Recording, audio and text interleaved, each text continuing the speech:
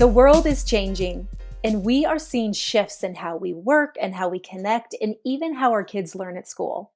So many aspects of our lives are shifting and becoming more digital, which means a lot more time is spent looking at a screen. Welcome to Hot Topics. I am your host and human performance coach manager, Molly Pra. And if you are like me, these days you're on Zoom calls all day long, staring at your laptop, and then you spend your evenings watching TV while scrolling on social media. I know it's not good for me, and I know it's probably not good for you too. Today's guest is on a mission to raise awareness of the impact screens have on our overall health. Through her work, she and her organization, healthyscreenhabits.org, is helping families everywhere develop healthier screen habits. She is also a mother of 4, so she can speak from real experience. I'm so excited to have Genie Sprague, co-founder of Healthy Screen Habits, here to talk about the time we spend behind screens and how it is impacting us. Welcome, Genie. Thanks. It's so good to be here. We are so excited to have you here. So, Jeannie, let's start with really how you got here. What made you so passionate about the use of screens in your daily life and the work that you've created for healthier boundaries? It's really a personal story. My daughter was born with congenital heart defects, and we adopted her at age 2 months. And she had a series of open heart surgeries, and it culminated in a heart transplant. And as you can imagine, I spent a lot of time in the hospital during her recoveries. And, social media was a thing that I was sort of embracing at the time. And I felt really lonely in the hospital and thought, well, here's a way that I can stay connected with friends and family. And it was a good means to keep them updated with how she was doing. But as I was sitting there one day and I was scrolling through feed after feed with nothing really changing, and I just kept feeling worse and worse and more lonely and more detached from the world, I thought something is not right here. And it became a turning point in my life where I realized that it was a sort of empty connection, not really a connection at all. And so at that point, I realized that I needed to change and have a different relationship with the way that I used social media and technology in general. And that really led me to a place where I found some other like-minded individuals, and we set out on this mission to help people have a better understanding of how they use technology and the relationship that it is with them in their life, to be a way of really bringing more fullness to their life instead of it being something that is in control of them. Wow, as a mother of a little girl, I can't imagine what that time was like in the hospital. And I agree with you and relate to you there that that scroll is very empty feeling. You mentioned this dopamine release and the brain chemistry involved there, and how all of that screen time is really impacting us. Can you share a little bit more about that? Dopamine is a neurotransmitter, which means it's a chemical that is released in your brain. And it's actually a very important part of how we develop habits and learn. And it's something that is essential in helping us to go back and do more. And it's become something that the big tech world has used kind of against us to hack into our own brains as well. So we've got this situation where our brain usually looks at something new and interesting, and then that dopamine is released and says, oh, you need to come back and do more.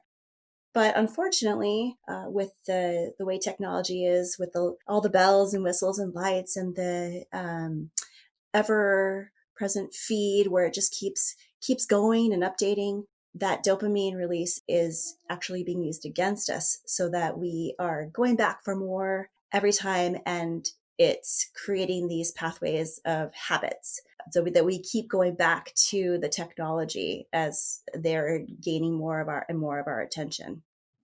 So it's a tricky situation, I think, because we want to be connected, and we want, especially with social media, but with that dopamine release, then it's actually controlling us more than we are allowing it to be our own decision and how we use it.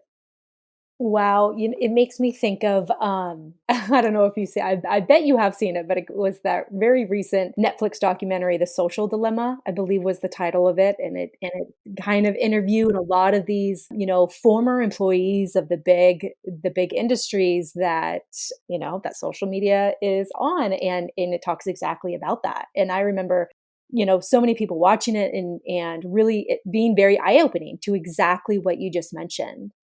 And on the flip side of that, you mentioned like there is an opportunity to change our habits in that way and have a little bit healthier relationship. It doesn't have to be this all or nothing. Many people threw away their phones after watching that. So, what can we actually do, and how can we start to actually change our habits and that reliance on the screen? Right. I think that it becomes awareness first, that, you don't have to throw away your phone, but you do need to realize that the big tech that we call, those Facebook, all the social media companies, and really anyone that's part of those that are trying to gain our attention and monetize our attention, that's exactly what they're trying to do. And I think once we make that conscious decision that, well, that's not what I want to be a part of, then that's when we kind of gain control back of that. Tristan Harris, he is the one of the founders of the Center for Humane Technology. He was part of Google. He said that your phone in your pocket is in actuality the world's smallest slot machine, because it's the intermittent reward of seeing somebody's like on your post or somebody's comment that makes you go back for more. And so I think if you just have more awareness that, well, this is why I'm getting this notification right now, that it's trying to get my attention, then you can make the decision to if you want to actually use it or not. Some of the easiest things that we suggest doing is removing notifications from your phone. Just that simple act of taking that off can make a huge difference in how and when you pick up your phone. That goes for not just your handheld device of your phone, but also, say, Netflix. They have that "Are you ready to watch more" button, and you can actually turn that off. You can decide, no, actually, I don't want to be prompted to watch one more episode of The Queen's Gambit or whatever it is that's the hot show of the day.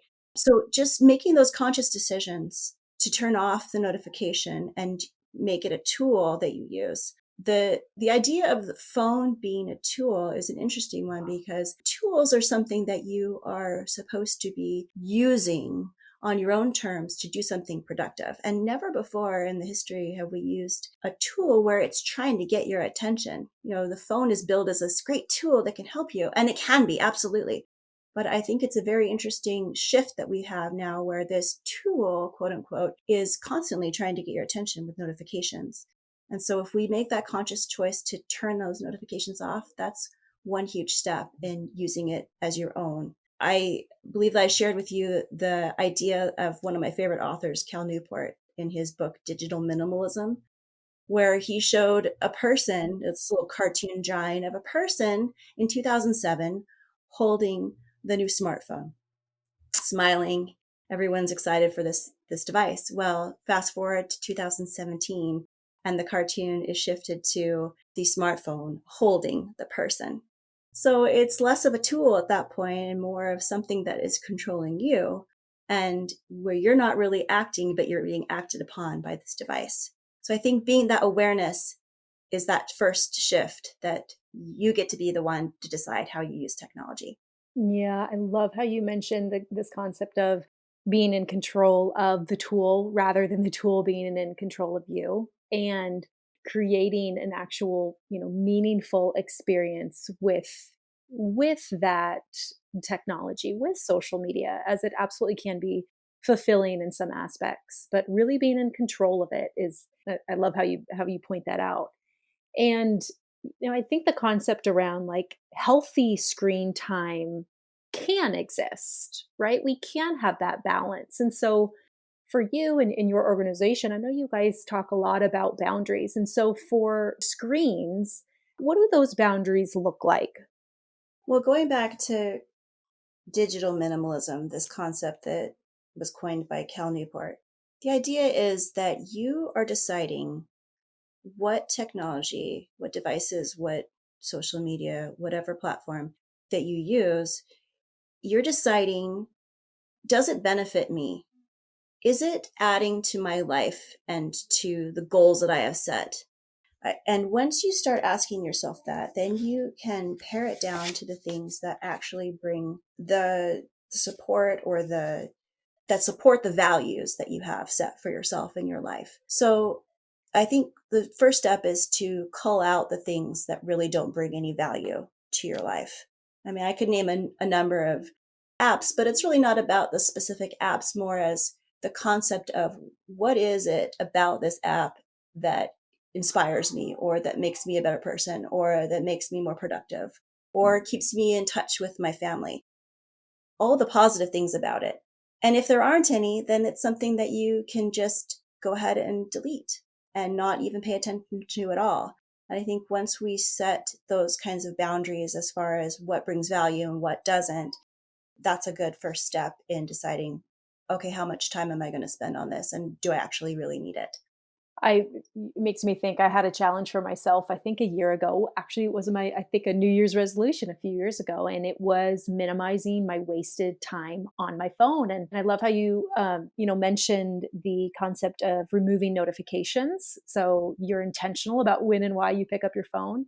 And also, most phones have an ability to set a timer. So you actually get a notification on your phone when you've spent X amount of minutes on certain apps. Is that right?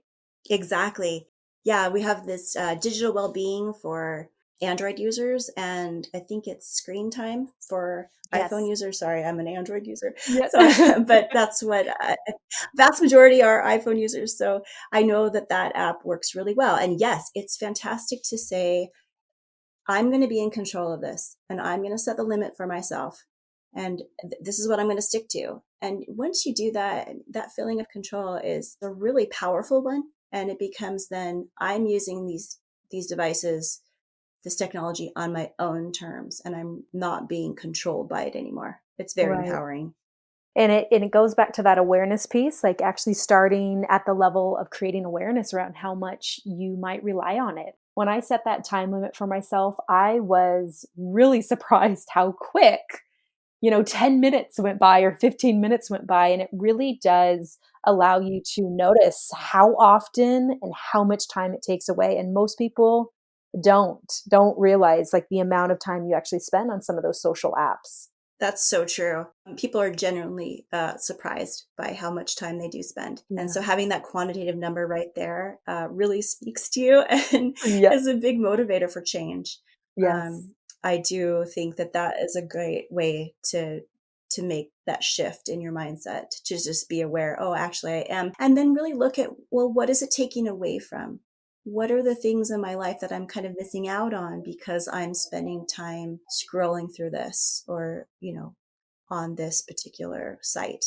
So yeah, I really believe that that's a great way to make a change, is by looking at the numbers and coming to terms with it yourself, being honest with yourself. Yeah, and trying it, right? Try to minimize, even by a few minutes a day, setting that timer and minimizing it just a little bit, can be a good first step. So, Jeannie, I know we've been talking about boundaries a little bit with our screen time, and your organization has a great tool called the Family Technology Plan. Can you tell us a little bit more about that? Well, the family tech plan is a great way for you to determine where are the areas that I need to improve, either as an individual or with your family, be it small ones all the way through teens. It's a 7-step process, which kind of sounds daunting when you think about it, but it's really not, because we have it in place. It's individualized so that you can decide what makes sense for the people within your home. So, a lot of people aren't aware of what sort of dangers are out there that could affect your family. Anything from pornography to just not having enough sleep in your life. Devices definitely have an impact on sleep. So that's the first step in knowing how you need to curb certain things, or replace certain tech, or not even have that at all. The family tech plan also allows you to come together as the family unit and agree upon these certain steps together, so that everybody has buy-in. And I think that's really the key, is that you sit down together and come up with, well, what makes sense? Where can we have these devices? Where is it not allowed in our house. Like we always say, keep phones out of the bedroom because it impacts sleep, it impacts your socialization. There are a number of dangers that can happen behind closed doors when things are private. So sitting down together and being able to come up with these ideas and through each step allows everybody to say, okay, these are the expectations that we all have agreed upon. And then you don't get as much pushback because it wasn't ever explained or there wasn't the expectation set.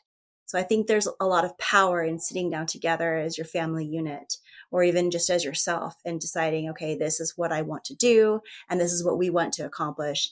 And then how is it going to be used for good? Because ultimately, these tools that we have are incredible and being able to use them for good is really what they were intended for.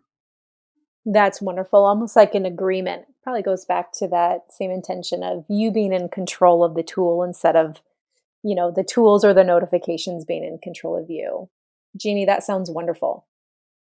Thank you so much for joining us, Jeannie. It's been an absolute pleasure. I know the biggest things that stand out to me alone is really the time we spend behind the screens and how it's actually impacting my ability to connect, with my family, the ones that live inside this, I know we've had a lot of connection with family this last year, but just really like the intention around that connection time and the relationships that we do have close to us and really paying attention to what is important that the screens might be replacing or what is important that you need to use that tool for, I think is wonderful.